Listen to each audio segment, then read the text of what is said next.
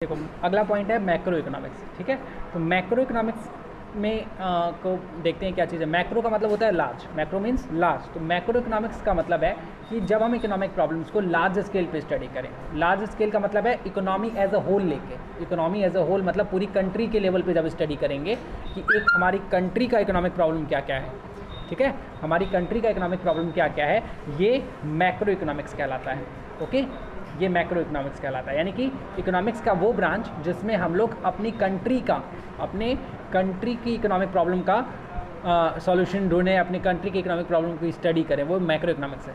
तो country level पे economic problem क्या क्या हो सकता है कि एम्प्लॉयमेंट कैसे जनरेट करें, ठीक है, इन्फ्लेशन को कैसे कम करें, डिफ्लेशन को कैसे कंट्रोल करें, इन्फ्लेशन एंड डिफ्लेशन को कैसे कंट्रोल करें। इन्फ्लेशन का मतलब है महंगाई बहुत ज़्यादा हो गई, डिफ्लेशन का मतलब है बहुत ज़्यादा सस्ताई आ गई। ठीक है, या ये जो सिचुएशन है लॉकडाउन जिसमें कि आप देख रहे हो मंदी चल रहा है, इसको कैसे कंट्रोल करें।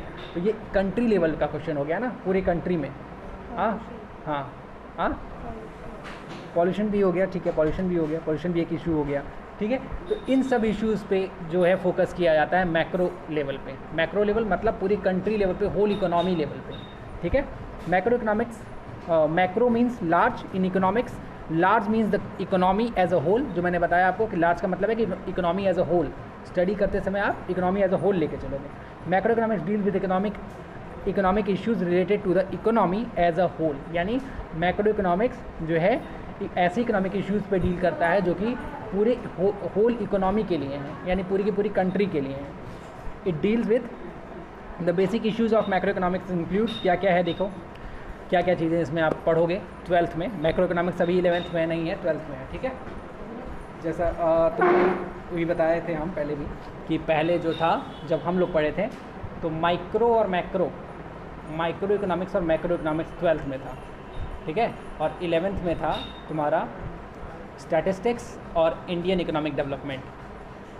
लेकिन ये दोनों जो है माइक्रो और मैक्रो एक साथ बहुत ज़्यादा हार्ड पड़ जा रहा था पिच, तो इसलिए 2 साल पहले से, यानी जो इस साल 12th वाली बैच पास हुई है ना, वो जब 11th में थी उस समय से चेंज हुआ है।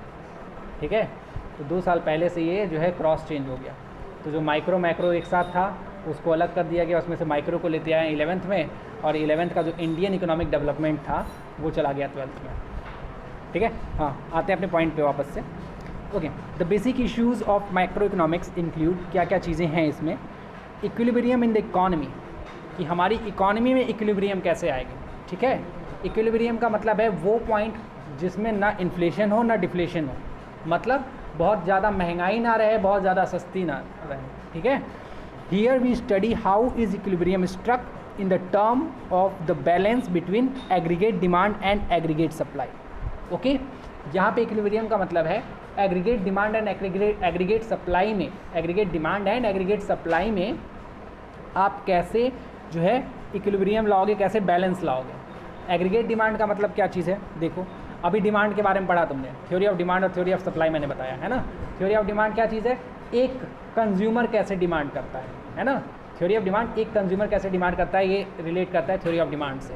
थ्योरी ऑफ सप्लाई क्या है, एक प्रोड्यूसर कैसे सप्लाई करता है, ये थ्योरी ऑफ सप्लाई में आपको स्टडी करोगे। लेकिन जब बात करते हैं aggregate demand and aggregate supply में, तो यहाँ पे बात होती है एग्रीगेट डिमांड मतलब कि होल इकॉनमी में कैसे डिमांड हो रहा है, पूरी की पूरी कंट्री में जितने भी कंज्यूमर हैं वो कैसे डिमांड कर रहे हैं। ठीक है, ये एग्रीगेट डिमांड है। और एग्रीगेट सप्लाई ऐसे ही एक इकॉनमी में जितने भी प्रोड्यूसर्स हैं वो सारे कैसे सप्लाई कर रहे हैं, ये एग्रीगेट सप्लाई है। ठीक है, सुनो और ध्यान से समझती जाओ, और जितना पढ़ा रहे उतना दोबारा से पढ़ना। ओके, हाँ ठीक है, तो aggregate demand means demand for all goods and services in the economy, जो मैंने बताया आपको कि पूरी इकॉनमी में कैसे डिमांड हो रहा है, कंज्यूमर्स कैसे डिमांड कर रहे हैं। तो जितने भी प्रोडक्ट प्रोड्यूस किए जा रहे हैं, चाहे वो गुड्स हो या सर्विस हो, हमारी कंट्री में या किसी भी कंट्री में सिर्फ और सिर्फ जो है नॉर्मल गुड्स प्रोड्यूस नहीं किया जाता, सर्विस भी प्रोवाइड की जाती है, like postal service, transport service, insurance service, bank service. तो ये सब भी गुड्स की कैटेगरी में ही आती हैं। ठीक है, अगर कोई सर्विस प्रोवाइड कराई जा रही है तो ये सारी चीज़ें गुड्स की कैटेगरी में ही आती हैं। इन सब चीज़ों का भी डिमांड कैसे किया जा रहा है, सारे के सारे आइटम्स जितने भी ओवरऑल प्रोडक्शन हो रहे हैं देश में, चाहे वो गुड्स हो या सर्विस हो, कोई भी गुड्स हो, ठीक है, इन सब का टोटल डिमांड क्या है, ये एग्रीगेट डिमांड में स्टडी करना है। ऐसे ही एग्रीगेट सप्लाई क्या है, supply of all goods and services in the economy. हमारी इकॉनमी में टोटल गुड्स एंड सर्विसेज की जो सप्लाई हो रही है वो कैसे हो रही है, ये तुम्हारा जो है एग्रीगेट सप्लाई में स्टडी करना है। ओके, चलिए ये हो गया इक्विलिब्रियम पॉइंट। हमें सीखना है कि इक्विलिब्रियम इन द इकॉनमी कैसे आएगी, कैसे बैलेंस लेके आया जाए। अभी जैसे इक्विलिब्रियम पॉइंट में अपनी कंट्री नहीं है, अपनी कंट्री क्या ओवरऑल वर्ल्ड इक्विलिब्रियम में नहीं है, ठीक है, डिमांड सप्लाई इक्वल नहीं है, इसीलिए तो ये जो सिचुएशन जनरेट हो गई है, इकोनॉमिक प्रॉब्लम एक जो है जनरेट हो रखी है पूरे देश पूरे वर्ल्ड में कि जीडीपी बहुत तेज़ी से गिर गया है ना। तो ये क्यों गिरा है? क्योंकि हमारे जो प्रॉब्लम है इकोनॉमिक प्रॉब्लम जनरेट हो रखा है, प्रोडक्शन उस लेवल पे नहीं हो रहा है, ठीक है, एम्प्लॉयमेंट जनरेट नहीं हो पा रहा है, ओके, लोगों के पास पैसा नहीं है तो डिमांड नहीं कर रहे हैं, है ना। तो ये सारी इकोनॉमिक प्रॉब्लम की वजह से ही जो है जीडीपी गिरी हुई है।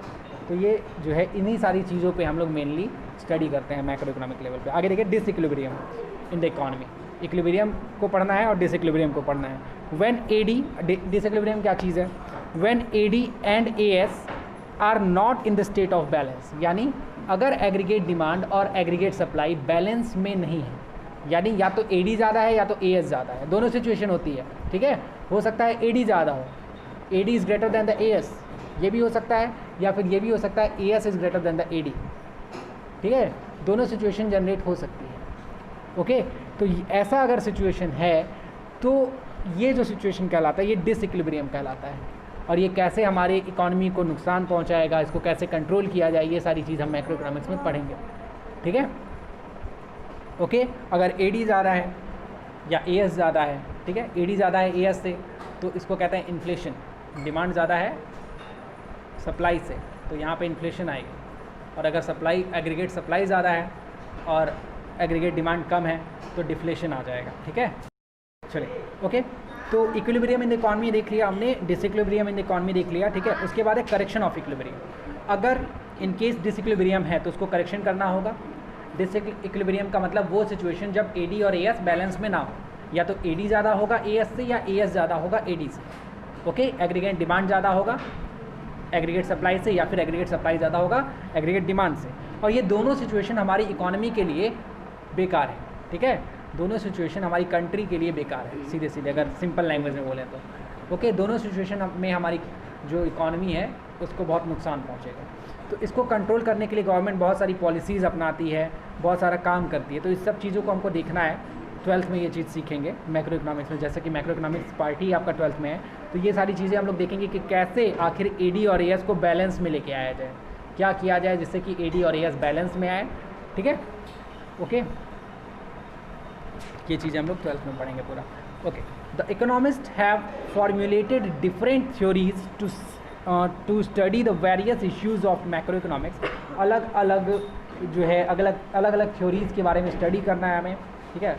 अब आप इकोनॉमिक्स पढ़ रहे हो तो एक इकोनॉमिस्ट की तरह पढ़ रहे हो, ठीक है। आप स्टूडेंट हो, ठीक है, इकोनॉमिक्स के, यानी कि आप एक इकोनॉमिस्ट हो, उसके बारे में स्टडी कर रहे हो इकोनॉमिक्स के बारे में, ठीक है।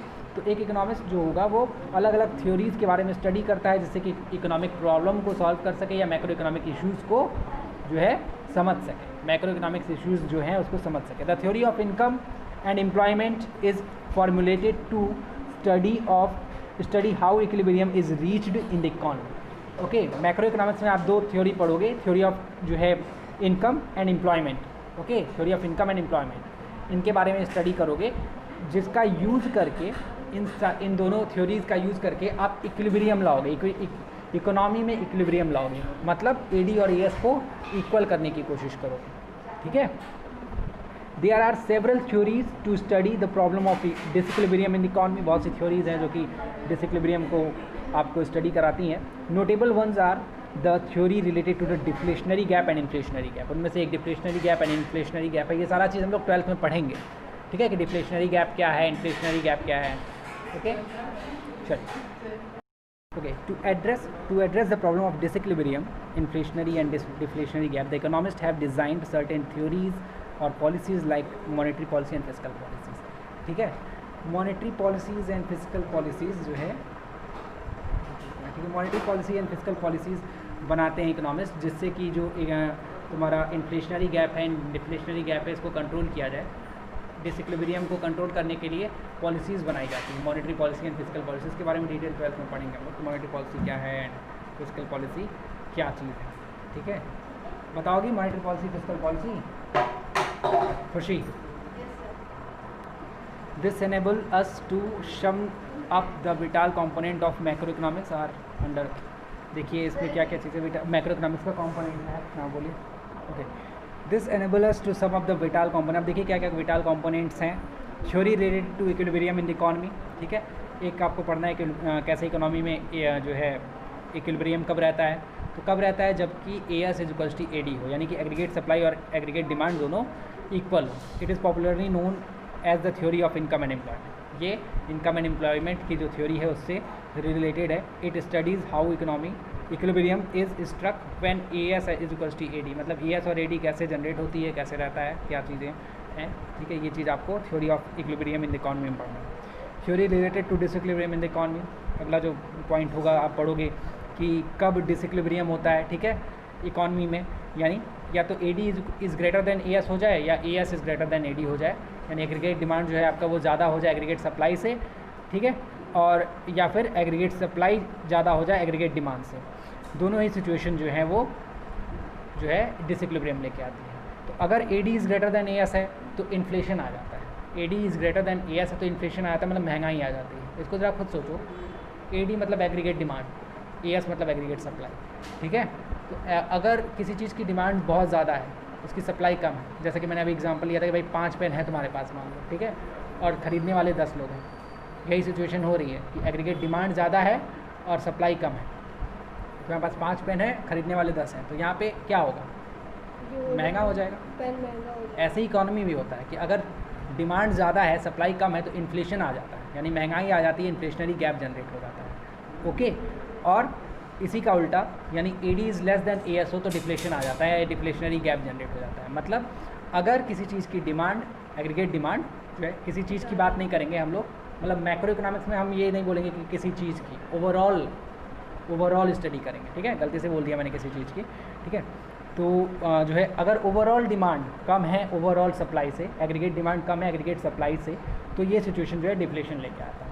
सेम एग्जांपल ले सकती हो कि मान लीजिए 5 पेन है आपके पास, खरीदने वाले 2 लोग हैं, ठीक है, खरीदने वाले 2 हैं, तो आप चाहोगे कि भाई यही 2 लोग 5 पेन खरीद लें, तो आप प्राइस को कम कर दोगे, है ना। यही सिचुएशन जो है इकॉनमी में कभी कभी जनरेट हो जाती है कि डिमांड कम हो जाता है, सप्लाई ज़्यादा हो जाता है, ठीक है, तो डिफ्लेशन आ जाता है। और दोनों ही सिचुएशन हमारी इकोनॉमी के लिए बहुत बेकार है, ठीक है, दोनों ही सिचुएशन हमारी इकोनॉमी के लिए बेकार है। दोनों ही सिचुएशन में हमारी कंट्री को बहुत ज़्यादा लॉस होता है। आगे देखिए, ये तो हो गया भाई theory of equilibrium and theory of disequilibrium in the economy. उसके बाद theory related to the correction of disequilibrium in the economy, और उसके बाद आप सीखोगे कि कैसे इस डिसइक्विलिब्रियम को, यानी AD is greater than AS and AS is greater than AD, इन दोनों को कैसे सॉर्ट आउट करें, कैसे सॉल्व करें, कैसे वापस से दोनों को इक्वल बनाएं, ठीक है। इसके लिए different monetary policies and physical policies के बारे में स्टडी करोगे आप, ठीक है। Monetary policies focuses on supply of money and credit creation bye commercial bank. Monetary policy जो बनेगी वो मेन मॉनेटरी पॉलिसी में आप, मॉनेटरी पॉलिसी मतलब पॉलिसीज़ रिलेटेड टू मनी, ठीक है, तो मनी की सप्लाई कौन करता है, बैंक करता है ना, बैंक करता है। तो ये पॉलिसीज़ जनरली जो बैंक से रिलेटेड है, कॉमर्शियल बैंक कैसे सप्लाई ऑफ मनी बढ़ाएं जिससे कि जो है डिमांड बढ़े, ठीक है, या डिमांड को कैसे कंट्रोल किया जाए, ये कह सकते हो कि डिमांड को कंट्रोल करने के लिए कैसे मनी की सप्लाई को बढ़ाया जाए या कम किया जाए, ओके। मनी की सप्लाई को बढ़ा करके कम करके कैसे डिमांड को कंट्रोल किया जाए, ये मॉनेटरी पॉलिसीज़ में सीखना है आपको, 12th में सीखोगे ये सारी चीज़, ओके।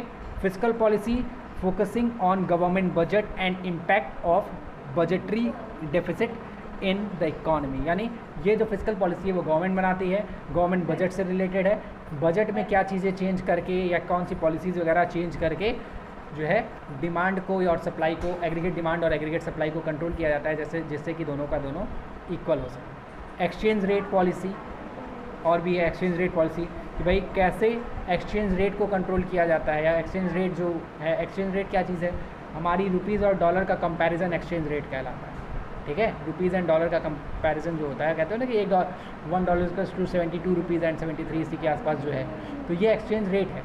इसको कंट्रोल करके या इसके बारे में पॉलिसीज़ बना करके आप जो है एग्रीगेट डिमांड और एग्रीगेट सप्लाई को कंट्रोल कर सकते हैं, ओके। ये सारी चीज़ें हम लोग 12th में पढ़ेंगे, मैक्रो इकोनॉमिक्स, क्योंकि ओवरऑल मैक्रो इकोनॉमिक्स ही 12th में है, तो उसके कंपोनेंट के बारे में भी स्टडी हम लोग 12th में करेंगे, ओके।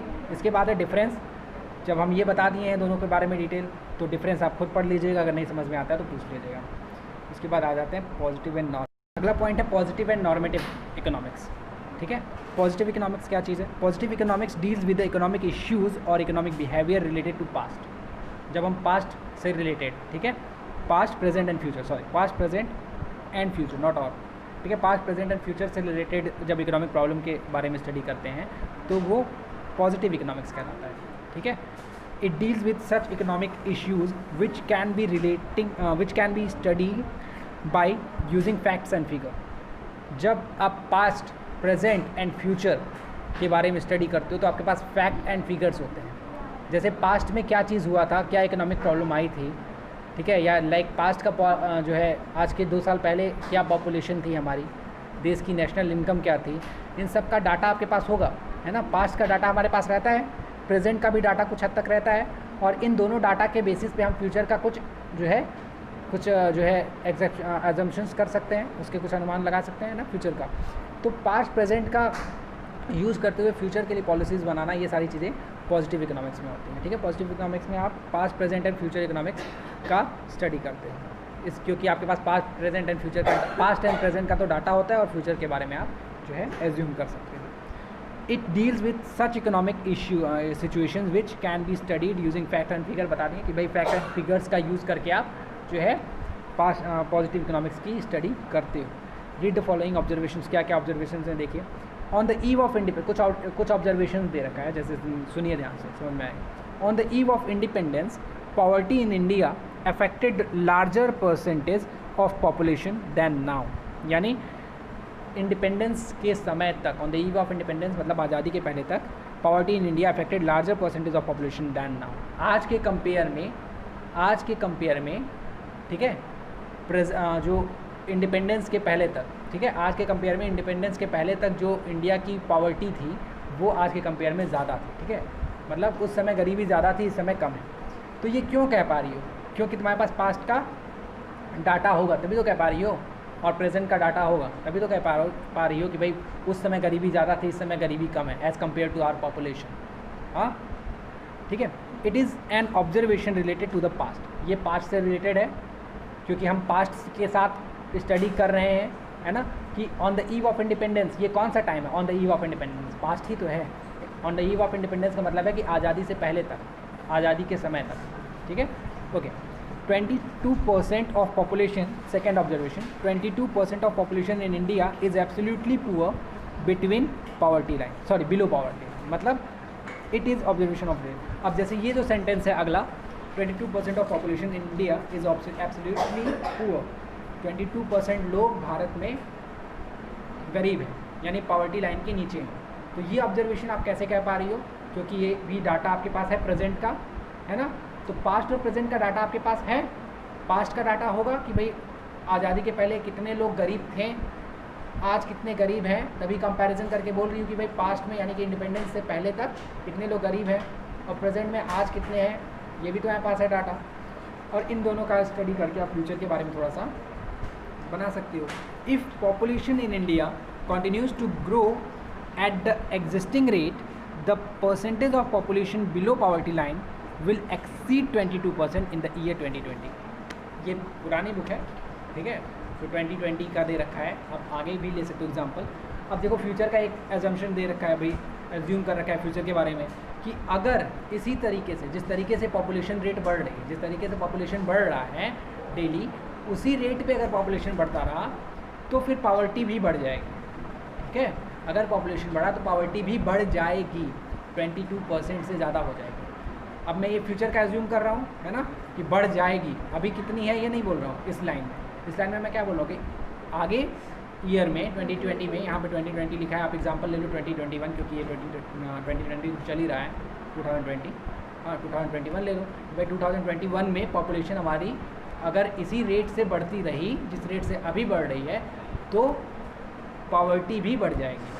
ओके, तो ये फ्यूचर से रिलेटेड ऑब्जर्वेशन हो गया। तो ये तीनों ऑब्जर्वेशन के जो पॉइंट्स थे, ये तीनों के तीनों पॉजिटिव इकोनॉमिक्स से रिलेटेड है, क्योंकि यहाँ पे हम पास्ट, प्रेजेंट एंड फ्यूचर के बारे में स्टडी कर रहे हैं। Okay, all these observation statements are element of positive economics. ये सारे एलिमेंट्स, ये सारे स्टेटमेंट या ऑब्जर्वेशन पॉजिटिव इकोनॉमिक्स के एलिमेंट है, ठीक है।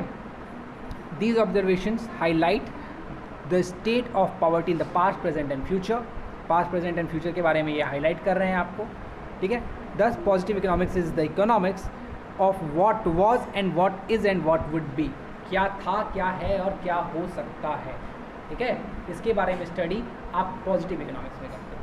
अगला है नॉर्मेटिव इकोनॉमिक्स, सॉरी कैरेक्टरिस्टिक्स दे रखा है कुछ, वो भी देख लेते हैं। Observation statement related to positive economics shows that, क्या क्या ऑब्जर्वेशन है देखिए, क्या क्या तुम्हारा कैरेक्टरिस्टिक्स दे रखा है। These statement highlights the nature and extent of economic problem or analyze the economic behavior of the people related to past, present and future। ये जो स्टेटमेंट है, इन तीनों स्टेटमेंट को पढ़ने से क्या पता चल रहा है कि पास्ट में जो हमारा पॉपुलेशन था, उस पॉपुलेशन के कंपेयर में पावर्टी क्या थी, आज क्या है पावर्टी और आगे क्या होगी। यानी पास्ट, प्रेजेंट एंड फ्यूचर के जो लोग हैं उनके बिहेवियर के बारे में स्टडी कर रहा है ना। यानी positive economics past, present and future के लोगों के बिहेवियर के बारे में स्टडी करता है। ये तीनों ऑब्जर्वेशन जो था कि भाई पास्ट में क्या पावर्टी थी, आज क्या पावर्टी है, आगे क्या पावर्टी होगी, जो 3 पॉइंट तुमने पढ़ा अभी, उन तीनों पॉइंट को पढ़ने से क्या पता चल रहा है कि उस समय के लोगों का बिहेवियर क्या था, है ना। तो यानी कि इकोनॉमिक पॉजिटिव इकोनॉमिक्स जो है वो ऐसी इकोनॉमिक्स है जिसमें आप लोगों के बिहेवियर के बारे में, कि वो पास्ट में क्या बिहेवियर करते थे, आज क्या कर रहे हैं और आगे क्या कर सकते हैं, इसके बारे में स्टडी करता है। ओके, आगे देखिए। These statement are based on facts and figure related to the past, present और फ्यूचर। एंड फ्यूचर होगा, ठीक है। कि ये जो स्टेटमेंट्स और भी ले सकते और ओके, ये जो स्टेटमेंट्स हैं, तीनों स्टेटमेंट, वो तीनों डाटा पे रिलेटेड है, डाटा से रिलेटेड है, यानी कि फैक्ट से रिलेटेड है, फैक्ट एंड फिगर से रिलेटेड है। समझ में आ रहा है कि क्या फैक्ट्स हैं, क्या फिगर्स हैं। आप अभी जो पहला ऑब्जर्वेशन था जिसमें कि आपने बोला कि on the eve of independence poverty in India affected larger percentage of population than now. यानी कि जो है इंडिपेंडेंस के पहले तक हमारे यहाँ गरीबी ज़्यादा थी एज़ कम्पेयर टू टुडे, आज के कंपेयर में, है ना। तो ये क्यों कह पा रहे हो? क्योंकि आपके पास उस समय का और आज का डाटा है ना, फैक्ट हैं। तो उन फैक्ट की स्टडी करके ही तो आप कह पा रहे हो। ओके, तो these statements are based on a fact and figure related to the past, present and और फ्यूचर। ये जो भी स्टेटमेंट होंगे, यानी पॉजिटिव इकोनॉमिक्स से रिलेटेड जो भी स्टेटमेंट होंगे, वो फैक्ट एंड फिगर पे बेस्ड होगा टोटली। आगे, these statement are verifiable for truth. क्यों? जाहिर सी बात है कि भाई अगर आपके पास फैक्ट एंड फिगर्स हैं तो आप वेरिफिकेशन कर सकते हो उसकी। अगर आपके पास डाटा है कि उस समय क्या पावर्टी थी, गरीबी क्या थी, तो जैसे मैं अगर बोल रहा हूँ कि आज के डेट में 22% पावर्टी है, 22% आज के डेट में पावर्टी है, जैसा कि स्टेटमेंट था तुम्हारा सेकंड स्टेटमेंट पीछे, तो इसको आप वेरीफाई कर सकते हो अगर आपके पास डाटा है तो, है ना। तो पॉजिटिव इकोनॉमिक्स वेरीफाइबल होता है। ये सेकंड आपका जो है एक निकल गया, ठीक है, कैरेक्टरिस्टिक्स। अगला आगे देखिए। These statements do not reflect any value judgement और opinion of the economist which could be a matter of debate. ये कोई आपको जजमेंट नहीं देता या कोई ओपिनियन नहीं देता है, ये सीधे सीधे फैक्ट एंड फिगर्स पे बेस्ड है। ओपिनियन का मतलब है कि क्या होना चाहिए या क्या करें जिससे कि और बेहतर हो, ठीक है, क्या करें जिससे कि और बेहतर हो, ये सारी चीज़ें, ये बात अगर हम करते हैं तो ये ओपिनियन हो गया। लेकिन 3 स्टेटमेंट जहाँ तुमने पढ़ा कि क्या पावर्टी थी, क्या है और क्या हो सकती है, इसी सिचुएशन के अकॉर्डिंग क्या हो सकती है, ये 3 स्टेटमेंट तुमने पढ़ा अभी। तो यहाँ पे कोई ओपिनियन नहीं मिल रहा है। डिबेट वगैरह आप देखते हो, उसमें अपना अलग अलग ओपिनियन देते हैं लोग कि ऐसा करना चाहिए, ये करना चाहिए, इसको सुधारने के लिए ये करना चाहिए। तो पॉजिटिव इकोनॉमिक्स में ऐसा कोई ओपिनियन नहीं देता है आपको सीधे सीधे फैक्ट से रिलेट करता है, डाटा से रिलेट करता है। ओके, सीधे सीधे डाटा से ही रिलेट करता है। ओके, ये हो गया आपका पॉजिटिव इकोनॉमिक्स। उसके बाद है नॉर्मेटिव इकोनॉमिक्स। अगला नॉर्मेटिव इकोनॉमिक्स है। Normative economics is the economics of what ought to be, क्या होना चाहिए, ठीक है, क्या होना चाहिए। It deals with opinion of the economist related to economic issues और इकोनॉमिक प्रॉब्लम। यानी डिफरेंट इकोनॉमिक प्रॉब्लम पे अलग अलग इकोनॉमिस्ट एक अपना अपना ओपिनियन देते हैं कि हमें ऐसा करना चाहिए जिससे कि ये होगा, ठीक है। तो ये जो ओपिनियन देने का काम है, ये नॉर्मेटिव इकोनॉमिक्स में होता है। ठीक है। नॉर्मेटिव इकोनॉमिक्स में क्या होता है, ओपिनियन देते हैं, अलग अलग जो इकोनॉमिस्ट होते हैं वो ओपिनियन देते हैं कि हमें ऐसा करना चाहिए, इन्फ्लेशन को ऐसे कंट्रोल करना चाहिए, डिप्रेशन को ऐसे कंट्रोल करना चाहिए, तो अलग अलग जो है अपना ओपिनियन देते हैं, ठीक है। Different economist may offer different opinion on the solution to the economic problem, ठीक है। इकोनॉमिक प्रॉब्लम से रिलेटेड अलग अलग ओपिनियन ये लोग देते हैं और उसमें डिबेट होने के भी चांसेस होते हैं। डिबेट मतलब कोई इकोनॉमिक हो सकता है, एक इकोनॉमिक प्रॉब्लम पे अलग अलग लोग अलग अलग ओपिनियन दें, तो वहाँ डिबेट के भी चांसेस होते हैं, ठीक है। ओपिनियन इन्वॉल्व वैल्यू जजमेंट, इसमें वैल्यू जजमेंट होता है। वैल्यू जजमेंट मतलब कि अगर आप ऐसा करोगे तो ये होगा, ठीक है, अगर आप ऐसा करोगे तो ये होगा, ठीक है, ये सारी चीज़ें होती हैं उसमें। लाइक एग्जाम्पल दे रखा है, कुछ ऑब्जर्वेशन दे रखा है, कुछ पॉइंट दे रखा है। देखिए स्टेटमेंट, मनरेगा जानती होगी, सुनी होगी नाम maybe, Mahatma Gandhi national rural employment guarantee act will one day bring an end to the problem of unemployment in the country. यानी मनरेगा की वजह से देश में एक समय ऐसा आएगा कि अनएम्प्लॉयमेंट की प्रॉब्लम ख़त्म हो जाएगी। तो ये एक ओपिनियन है ना, मनरेगा के बारे में किसी ने ओपिनियन दिया है ना, ये एक स्टेटमेंट जो मैंने बोला कि मनरेगा की वजह से अनएम्प्लॉयमेंट ख़त्म हो जाएगा। तो एक इकोनॉमिस्ट ने मनरेगा के बारे में सोचा होगा कि मनरेगा क्या करता है, कैसे लोगों को एम्प्लॉयमेंट जनरेट करके देता है। तो उसको ऐसा लगा होगा कि अगर मनरेगा चलता रहा तो एक समय ऐसा आएगा कि देश में अनएम्प्लॉयड लोग नहीं रहेंगे, सभी लोग एम्प्लॉयड हो जाएंगे, सबके पास जो है एम्प्लॉयमेंट हो जाएगा, ठीक है। तो ये एक ओपिनियन उसने दिया कि मनरेगा जो है एक समय ऐसा आएगा कि भारत में मनरेगा अनएम्प्लॉयमेंट को ख़त्म कर देगा, ठीक है। तो ये एक ओपिनियन है, यानी कि किसमें है, नॉर्मेटिव इकोनॉमिक्स में, ओके।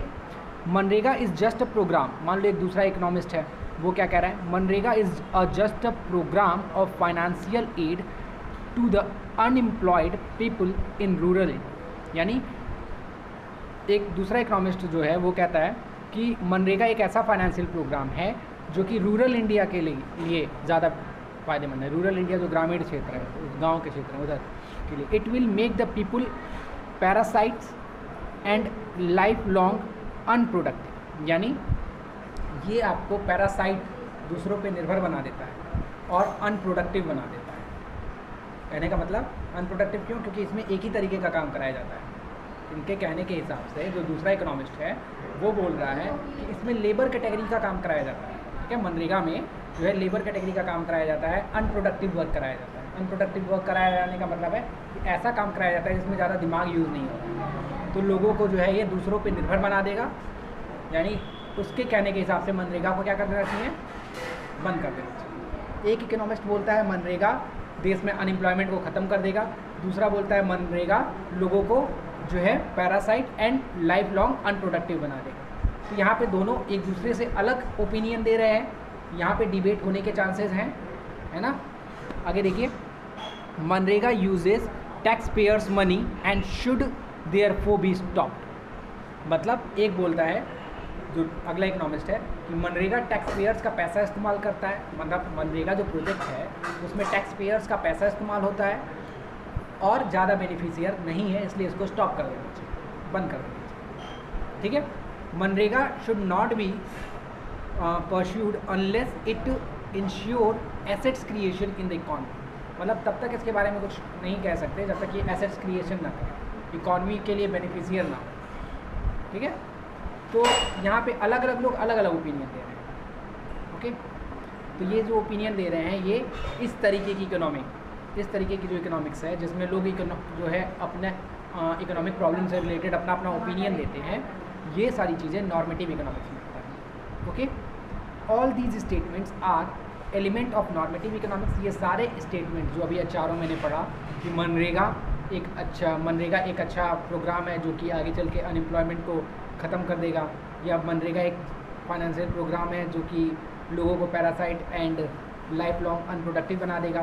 तीसरा स्टेटमेंट क्या था, मनरेगा टैक्स पेयर्स का पैसा यूज़ करता है इसलिए इसको बंद कर देना चाहिए, और उसके बाद एसेट्स क्रिएशन वाला।